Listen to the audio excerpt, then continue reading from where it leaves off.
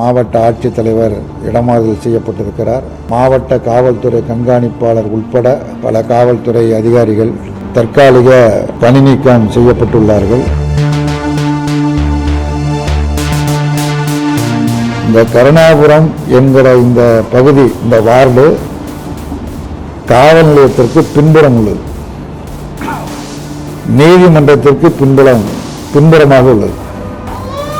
இங்கு தொடர்ந்து இன்று நேற்றல்ல ஏறத்தாழ 15-20 ஆண்டு காலமாக சாராயம் தொடர்ந்து விற்பனை செய்யப்பட்டு வருகிறது.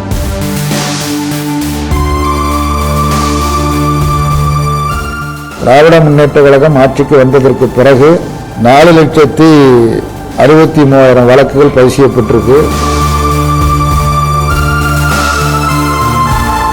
அங்க இருக்கிற உள்ளூர் காவல்துறை அதிகாரிகள், வருவாய்த்துறை அதிகாரிகள், அதே மாதிரி இந்த மதுவிலக்கு பிரிவு காவல்துறை அதிகாரிகள், இவர்களையும் இந்த வழக்கில் சேர்க்க வேண்டும்.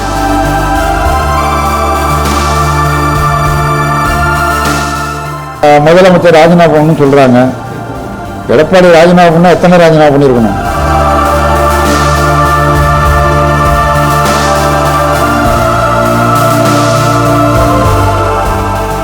அனைவருக்கும் வணக்கம். அண்மையில் ஏற்பட்ட மிக துயரமான சம்பவம். கள்ளச்சாராய விற்பனையின் மூலமாக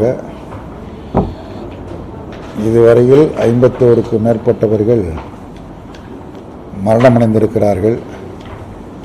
100க்கும் மேற்பட்டவர்கள் புதுச்சேரி, விழுப்புரம், சேலம், கள்ளக்குறிச்சி ஆகிய மருத்துவக் கல்லூரி மருத்துவமனைகளில் உள்நோயாளிகளாக அனுமதிக்கப்பட்டிருக்கிறார்கள். அவர்களிலும் பலர் மிகவும் கவலைக்குரிய நிலையில் இருப்பதாக தெரிய வருகிறது. ஆகவே இந்த உயிரிழப்புகளுடைய எண்ணிக்கை மேலும் அதிகரிக்குமோ என்கிற அச்சம் நிலவுகிறது. இது குறித்து அரசு, குறிப்பாக மாண்புமிகு முதலமைச்சர் அவர்கள் பல நடவடிக்கைகளை தீவிரமாக மேற்கொண்டிருக்கிறார்கள். குறிப்பாக மாவட்ட ஆட்சித்தலைவர் இடமாறுதல் செய்யப்பட்டிருக்கிறார். மாவட்ட காவல்துறை கண்காணிப்பாளர் உட்பட பல காவல்துறை அதிகாரிகள் தற்காலிக பணி நீக்கம் செய்யப்பட்டுள்ளார்கள்.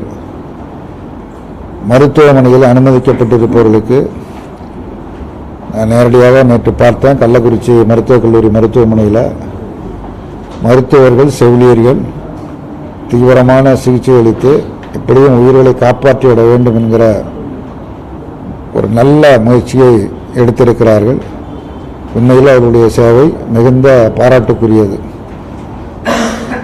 ஒவ்வொரு நோயாளியும் தனித்தனி படுக்கை வசதி ஏற்பாடு செய்து கொடுத்திருப்பதோடு ஒவ்வொரு நோயாளிக்கும் 3 செவிலியர்களை நியமனம் செய்திருக்கிறார்கள். அங்கேயே அவர்கள் இருக்க வேண்டும். இருந்து அவர்களுக்கு தேவையான உதவிகள், மருத்துவ உதவிகள் அனைத்தையும் செய்ய வேண்டும் என்கிற இந்த ஏற்பாடுகள்லாம் நல்ல ஏற்பாடு நடைபெற்று கொண்டு இருக்கிறது. நிவாரணமும் அறிவிக்கப்பட்டிருக்கிறது. பெற்றோர்களை இழந்த குழந்தைகளுடைய படிப்பு செலவை அரசு ஏற்கும் என்றும் அரசு அறிவித்திருக்கிறது. மேலும் வைப்பு தொகைக்கும் ஏற்பாடுகள் செய்திருக்கிறார்கள். இந்த முயற்சிகள் எல்லாம் அரசு தரப்பில் எடுக்கப்பட்டிருக்கிற முயற்சிகள் வரவேற்கத்தக்க, பாராட்டத்தக்க முயற்சி. அதனால் அதே நேரத்தில் எப்படி நடைபெறுகிறது என்பதுதான் ரொம்ப ரொம்ப முக்கியமானது. இப்போ சாராயம் விற்பனை தொடர்பாக 4-5 பேர் கைது செய்யப்பட்டிருக்கிறார்கள். ஆனால் இந்த கள்ளக்குறிச்சி கருணாபுரம் என்பது கள்ளக்குறிச்சி நகராட்சிக்கு உட்பட்ட ஒரு வார்டு. இந்த கருணாபுரம் என்கிற இந்த பகுதி, இந்த வார்டு காவல் நிலையத்திற்கு பின்புறம் உள்ளது. நீதிமன்றத்திற்கு பின்புறமாக உள்ளது. இங்கு தொடர்ந்து இன்று நேற்றல்ல ஏறத்தாழ 15-20 ஆண்டு காலமாக சாராயம் தொடர்ந்து விற்பனை செய்யப்பட்டு வருகிறது. கல்வராயன் மலையில் இருந்து, கல்வராயன் மலை ஒரு சாராய உற்பத்தி தொழிற்சாலையை இயங்குவதாக சொல்கிறார்கள். அதாவது தொடர்ச்சியாக அங்கிருந்து தான் இங்கு சாராயம் வருகிறது. அதுபோல் பாண்டிச்சேரியிலிருந்தும் சாராயங்கள் வருகிறது. இப்படி தொடர்ந்து நடைபெறுகிற காலத்தில் அங்கே இருக்கிற காவல்துறைக்கு, வருவாய்த்துறைக்கு, அதே போல் மதுவிலக்கு பிரிவிற்கு எப்படி தெரியாமல் போனது என்பதுதான் ஆச்சரியமாக இருக்கிறது.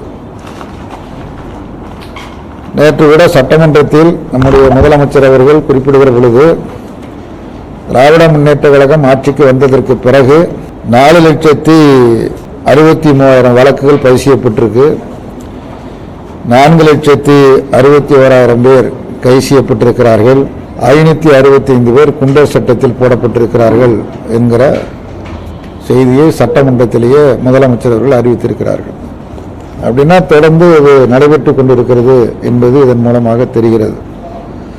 அரசை பொறுத்தமட்டில் கள்ளச்சாராயம் கூடாது என்பதில் தெளிவாக இருக்கிறது என்பதை இந்திய கம்யூனிஸ்ட் கட்சி உறுதியாக நம்புகிறது. முதலமைச்சர் இதில் மிகவும் கடுமையாக இருக்கிறார் என்பது மிக நன்றாக தெரியும். ஆனால் இவைகளையெல்லாம் தாண்டி காவல்துறையில் பணியாற்றுகிற கருப்பு ஆடுகள் ஆங்காங்கே இருக்கிறது. அதேபோல வருவாய்த்துறையினர்,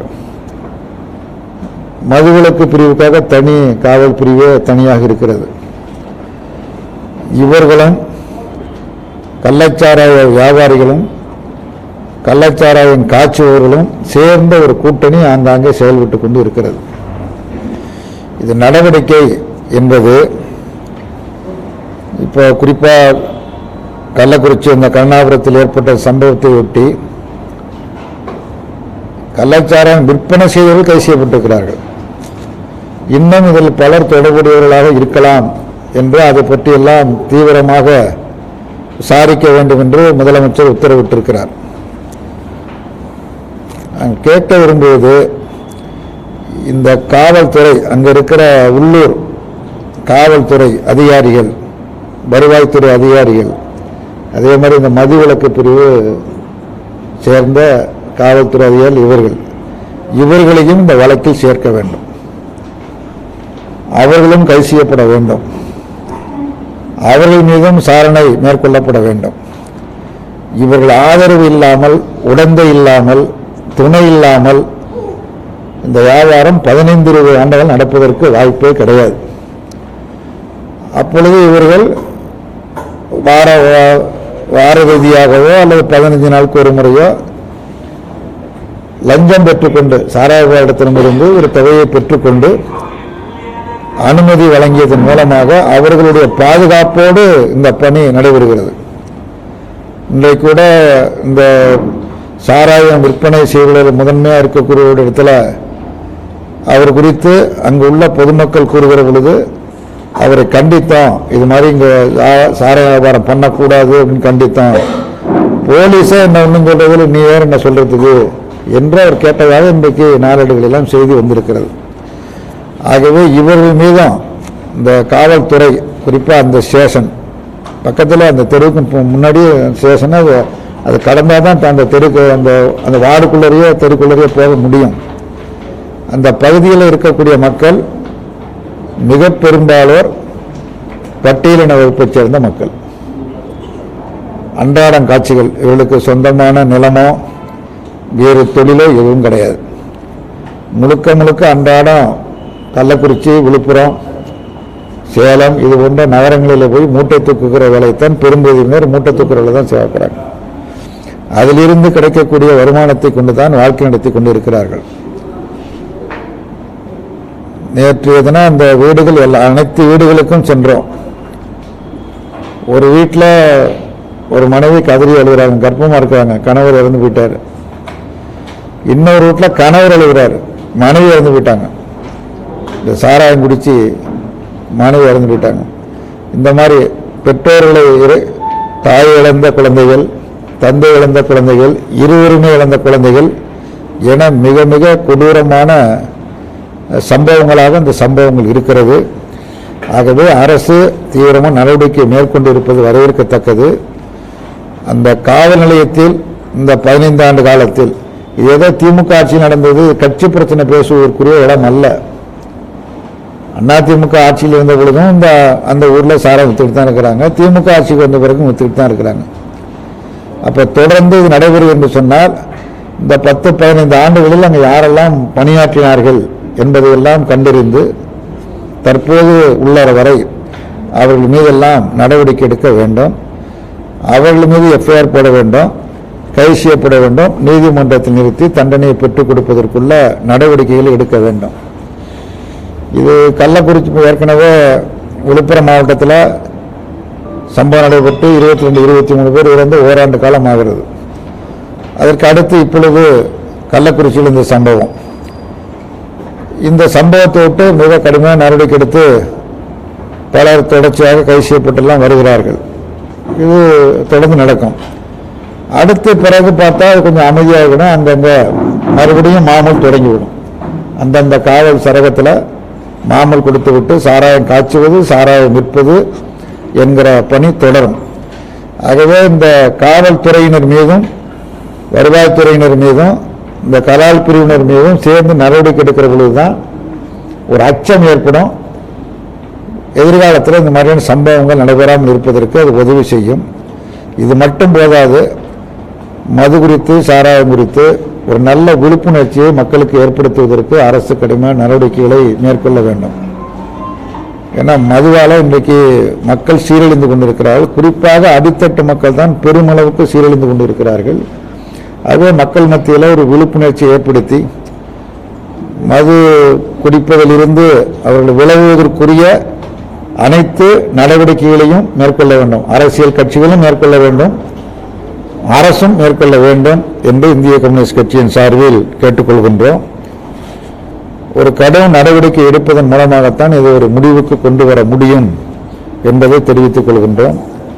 எவ்வளவு திருநெல்வேலி மாவட்டம் மாஞ்சோலையில் ஏறத்தாழ 700க்கும் மேற்பட்ட குடும்பங்கள் 4 தலைமுறைகளாக அந்த தொழில் ஈடுபட்டிருக்கிறது.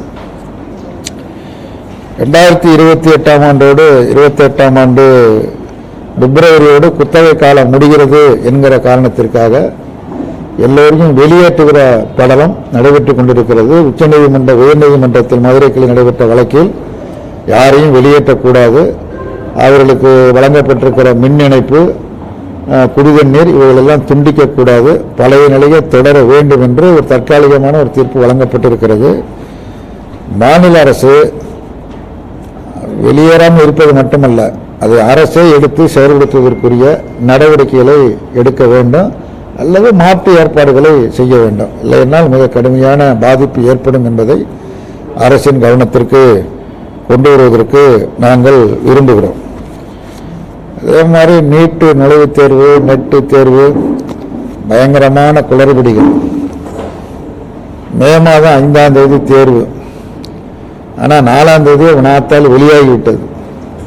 வினாத்தாளை விற்பனை செய்து விட்டார்கள். ஒவ்வொரு மாணவரிடத்திலிருந்தும் 35 லட்சம், 30-40,000, 40 லட்சம் என்கிற ரூபாயை பெற்றுக்கொண்டு ஒரு பெரும் விற்பனை நடைபெற்று அது வாட்ஸ்அப்பெல்லாம் போடப்பட்டு அது அம்பலமாகி இருக்கிறது. இங்கே தமிழ்நாட்டில் நீட் நுழைவுத் தேர்வு எழுத செல்லுகிற மாணவிகளை துன்பப்படுத்துகிறாங்க. அவங்களுடைய முடியெல்லாம் அவுத்து விட்டு அதை அங்கே ஏதாச்சும் வச்சுருக்காங்கன்னு பார்க்குறாங்க. இன்னும் சொல்ல போனால் தனி அறைக்கு கொண்டு போய் ஆடைகளையே கழட்டுறாங்க, துப்பட்டா போடக்கூடாதுங்கிறாங்க, காதில் இந்த தோடு மூக்குத்தி அணியக்கூடாது, ஏராளமான கெடுபிடிகள்லாம் செய்து தான் தேர்வுக்கு அனுப்பப்படுகிறார்கள். இவ்வளவு கெடுபிடி பண்ணக்கூடிய இந்த தேர்வாணையம், தேர்வு நடத்தக்கூடிய அந்த மையம் வினாத்தால் எப்படி வெளியானது, எப்படி அது வெளியே போச்சு என்பது பெரிய பிரச்சனையாக இருக்குது. கல்வி அமைச்சர் எந்த தவறுமே நடக்கவில்லை என்று சத்தியம் செய்தார். பிறகு தவறுகள் நடந்திருக்கிறது என்று ஒப்புக்கொண்டிருக்கிறார்.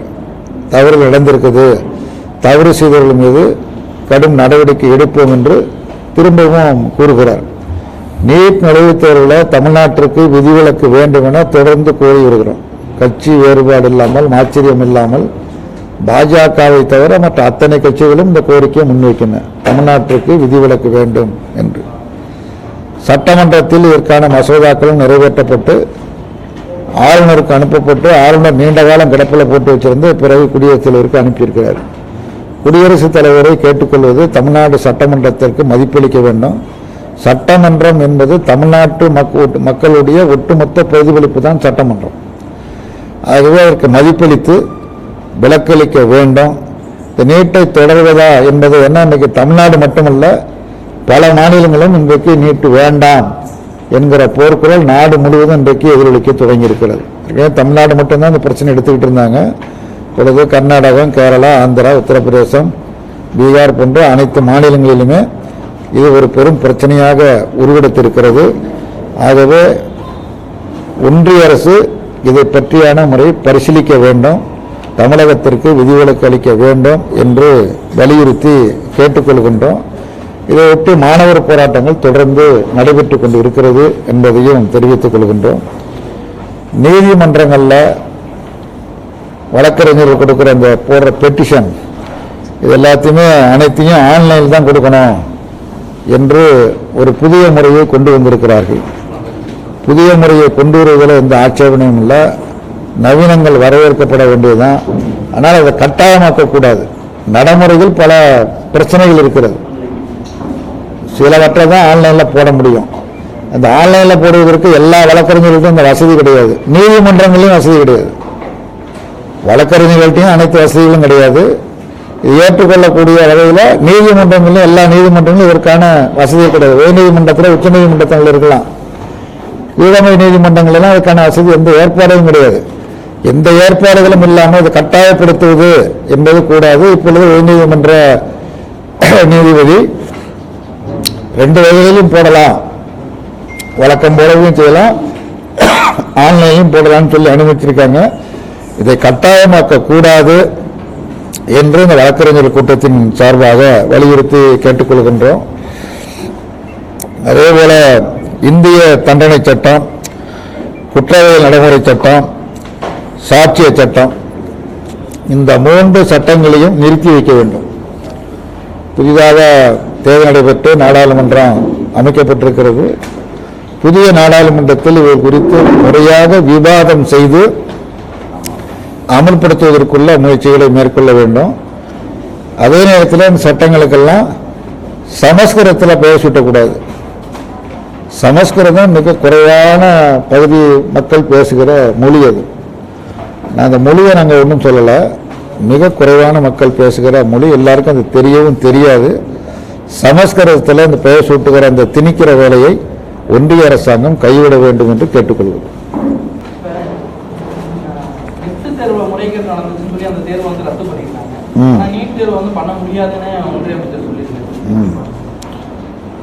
நெட்டை ஒன்றிய அரசாங்கமே அவங்களே ரத்து பண்ணிட்டாங்க. நீட்டை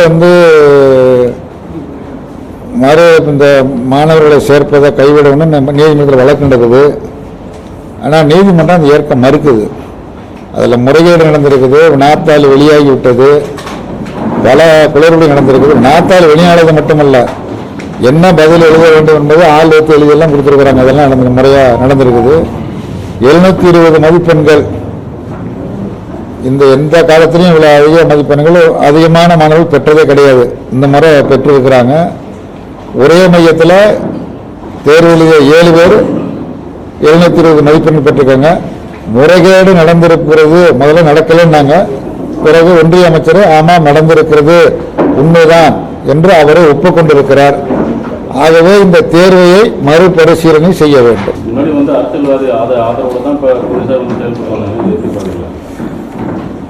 நான் தான் ஏற்கனவே சொன்னேன், காவல்துறையில் நல்ல அதிகாரிகள் இருக்கிறாங்க, நேர்மையான முழுக்க நேர்மையான அதிகாரிகள் இருக்கிறாங்க, எங்களுக்கே தெரியும். அதிகாரிகள் மட்டுமல்ல, காவலர்களும் இருக்கிறாங்க. அதே நேரத்தில் நிறைய கருப்பு ஆடுகளும் இருக்காங்க. அவங்களுடைய உதவியோடு தான் ஆங்காங்கே சாராயம் விற்கப்படுகிறது. அவங்களுடைய உதவி இல்லாமல் சாராயம் விற்க முடியாது. ஒவ்வொரு காவல் நிலையமும், தமிழ்நாட்டில் இருக்கிற அனைத்து காவல் நிலையங்களும் சாராயத்தை அனுமதிக்க மாட்டோம் என மிக உறுதியாக இருப்பார்களேயானால் ஒரு இடத்தில் கூட சாராயம் என்பது விற்பதற்கு வாய்ப்பே கிடையாது.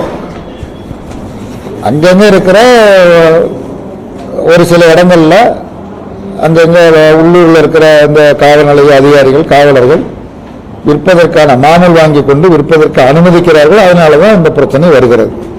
இதை முற்றிலும் நிறுத்துவதற்குரிய நடவடிக்கைகளை மேற்கொள்ள வேண்டும். இப்போ கள்ளக்குறிச்சிக்கு பிறகு ஒரு நீதிபதி தலைமையில் ஒரு நபர் கமிஷன் அரசு போட்டிருக்கிறாங்க. 3 மாத காலத்திற்குள்ள அறிக்கை கொடுக்கணும்னு கேட்டிருக்கிறாங்க. அந்த கமிஷனுக்கு நாங்களும் இந்த விஷயங்களெல்லாம் எடுத்து சொல்லுவோம். கமிஷன் விசாரிக்கிற பொழுது இவைகளையும் கணக்கில் எடுத்துக்கொண்டு விசாரித்தால் உண்மை என்னவென்று தெரிய வரும்.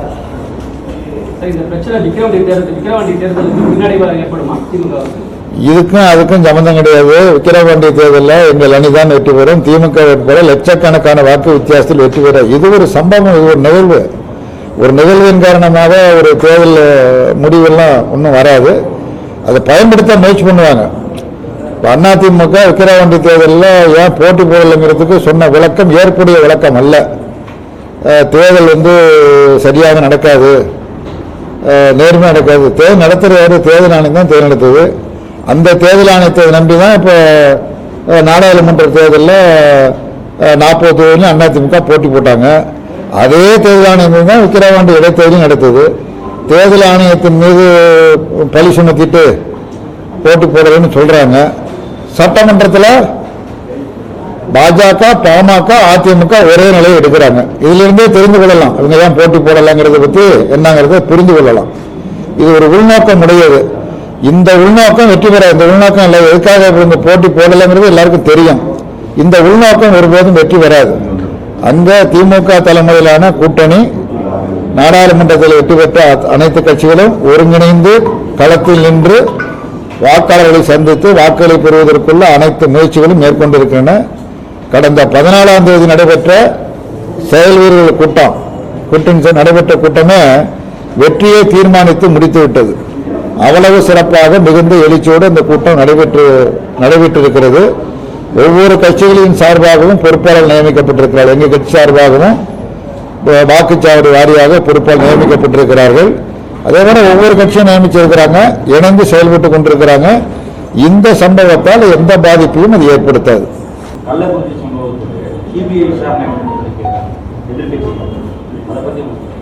எதிர்கட்சி அப்படி பேசலன்னா அது எதிர்கட்சி இல்லை.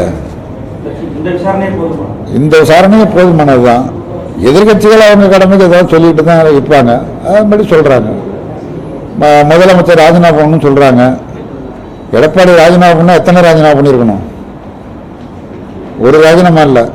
அது அமைச்சர் முதலமைச்சரே இருந்தே இருக்க முடியாது. 13 வருஷம்.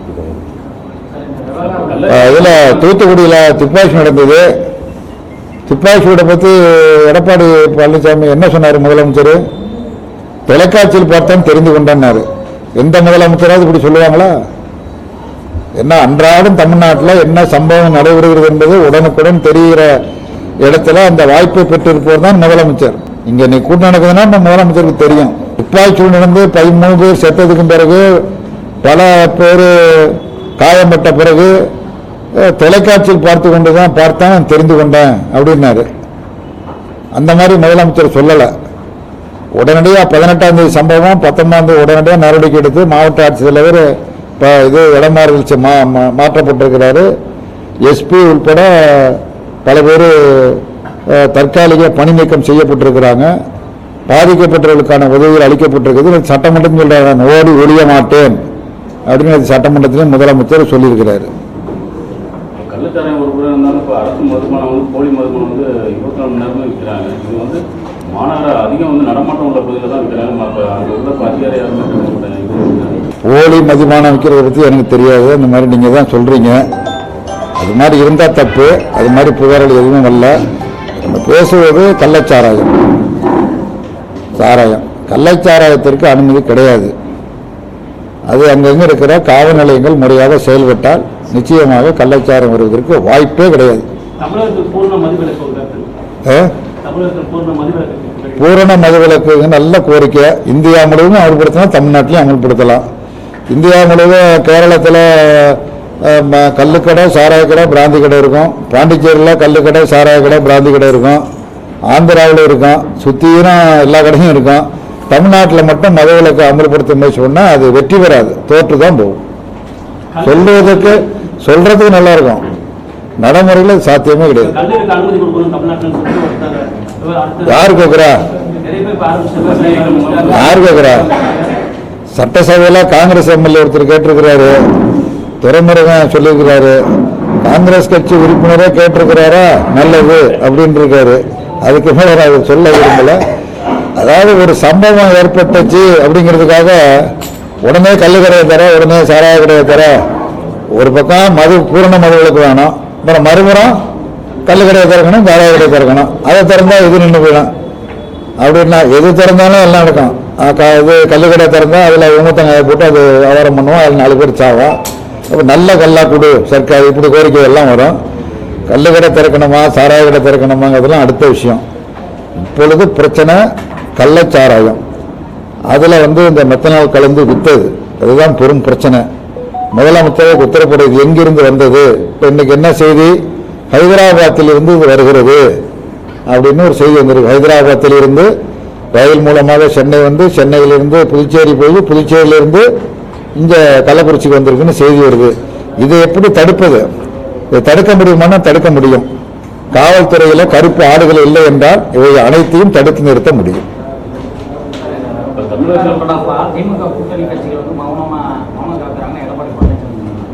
எடப்பாடி பழனிசாமி அப்படித்தானே சொல்லுவாரு. எடப்பாடி பழனிசாமி என்ன ஆதரிச்சு பாராட்டியா பேசுவாரு? இல்லை அவரை தான் ஆதரிச்சு நான் பாராட்டி பேச முடியாது. நல்லது பண்ணால் யாரை ஆதரிச்சு நான் பாராட்டி பேசலாம். 24ஆம் தேதி நாங்கள் ஆர்ப்பாட்டம் அறிவிச்சிருக்கிறோம், அறிக்கை வெளியிட்டிருக்கிறோம். வர்ற 24ஆம் தேதி அனைத்து இந்திய இளைஞர் பெருமன்றமும் இந்திய மாதர் தேசிய சம்மேளனம் சேர்ந்து தமிழ்நாடு முழுவதும் ஆர்ப்பாட்டத்துக்காக கண்டன ஆர்ப்பாட்டம் அறிவித்திருக்கிறோம். ஏற்கனவே நேற்று திருச்சியிலும் இழந்திருக்குது. நீங்க எல்லாம் செய்தி வெளியிட்டிருக்கிறீங்க, பத்திரிகைகளெல்லாம் செய்தி வந்திருக்குது. அதாவது எடப்பாடி விரும்புறது மாதிரி திமுக சர்க்கார் ஒழியணும்னு கோஷம் போட சொல்றாரு. அந்த கோஷம் நாங்கள் இதுக்கு பண்ணோம், அவர் போட்டு விட்டுக்கிட்டோம். அது இதுக்கு நாங்கள் போடணும்.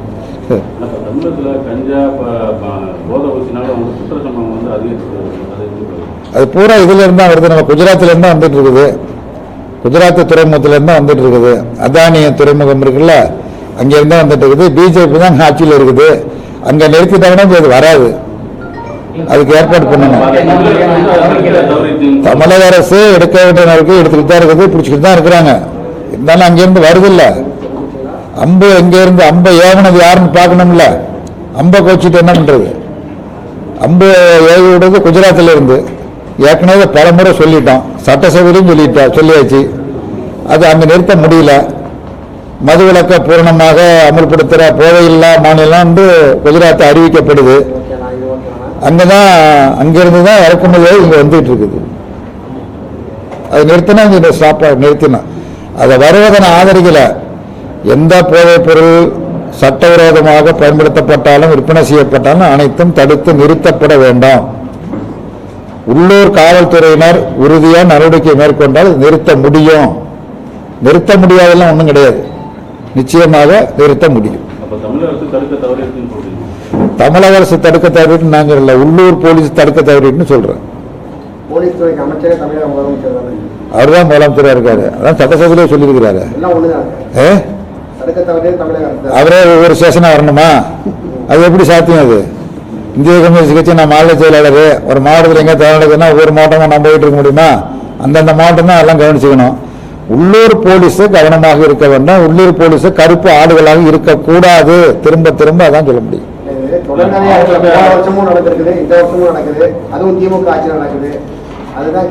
கள்ளக்குறிச்சியில் 20 வருஷம் நடக்குது. அண்ணா திமுக ஆட்சிக்கு 3 வருஷம் தான் ஆகுது. பாக்கி வருஷம் யார் ஆட்சி நடத்தினது? அண்ணா திமுக தான் ஆட்சி நடத்தினது. இந்த ஆட்சி அந்த ஆட்சியெல்லாம் சொல்லாதீங்க. எல்லா ஆட்சிகளிலும் இந்த மாதிரி கள்ளச்சாராய விற்பனையும் சாவுகளும் நடந்திருக்கிறது. எடப்பாடி பழனிசாமி முதலமைச்சர் இருந்த பொழுது 51 பேர் செத்துருக்கிறாங்க. எந்த ஆட்சி என்பதெல்லாம் பிரச்சனை. இது நடக்கக்கூடாது என்பதுதான் முக்கியமே தவிர இது இந்த ஆட்சியா அந்த ஆட்சியா, எடப்பாடி பழனிசாமியா அல்லது ஸ்டாலினா என்பதெல்லாம் பிரச்சனை. கலைஞர் காலத்தில் நடந்திருக்குது, ஜெயலலிதா காலத்தில் நடந்திருக்குது, எம்ஜிஆர் காலத்தில் நடந்திருக்குது. எம்ஜிஆர் காலத்தில் கடுமையாக சட்டமே போட்டார். கள்ளச்சாராயம் காய்ச்சினா நாடு கடத்துவன் கூட சட்டம் போட்டு பார்த்தாரு. அப்பயும் வித்துட்டு தான் இருந்தது. உள்ளூர் போலீஸு உறுதியான நிலைப்பாட்டை எடுத்தால், கருப்பு ஆடுகளாக இல்லாமல் இருந்தால் இதை தடுத்து நிறுத்த முடியும். இல்லை என்றால் இதில் சிரமம் தான் வரும். அரசு இப்பொழுது ரொம்ப தீவிர நடவடிக்கை மேற்கொண்டிருக்கிறது. நடவடிக்கை தொடர வேண்டும். இது ஒரு தற்கால நடவடிக்கையாக அமைந்துவிடக்கூடாது, தீவிரமான நடவடிக்கை மேற்கொள்ள வேண்டும். இரும்பு கரம் கொண்டு ஒடுக்குவோம்னு சொல்லியிருக்கிறாங்க முதலமைச்சர். இரும்பு கரத்தை கொண்டு தொடர்ச்சியாக ஒடுக்க வேண்டாம், இந்த சம்பவத்தோடு நிறுத்திவிடக் கூடாது என்பது எங்களுடைய வேண்டுகோள்.